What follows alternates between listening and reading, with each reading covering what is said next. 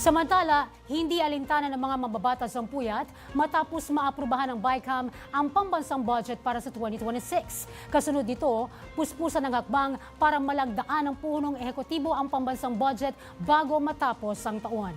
Ang detalye ihahatid sa atin ni Simon Ong. Kung Christmas break, wala po kaming Christmas break. Iyan ang binigyan diin ni House Committee on Appropriations Chairperson at Nueva Ecija 1st District Representative Micaela Angeles Wansing matapos ang naging BICAM kahapon. Ayon sa kanya, magpapatuloy ang buong Kamara sa kanilang pagsisilbi kahit na holiday season para maipasa ang panukalang budget para sa susunod na taon. We have to be ready with the BICAM report, the enrolled bill by December 28. So definitely we'll have to work through the Christmas holidays.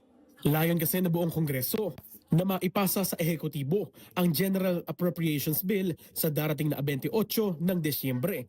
Bagamat anilay may sapat na oras, may mga lumulutang na usap-usapan na baka mareenak ang budget. Ngunit kaagad naman nila itong pinabulaanan at binigyang linaw ang magiging schedule ng susunod nilang mga hakbang.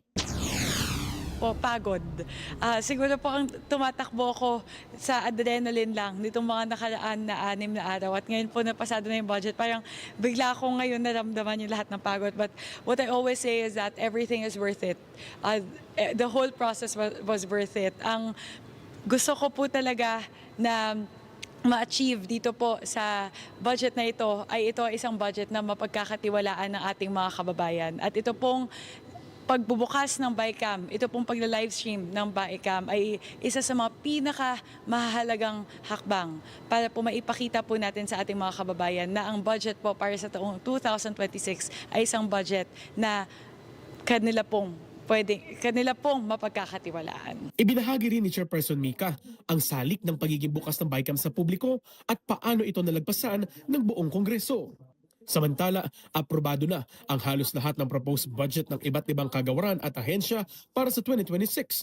Partikular na ang 11 ahensyang nalalabi kahapon. Para sa totoong balita sa Bagong Pilipinas, Simon Ong, Congress News.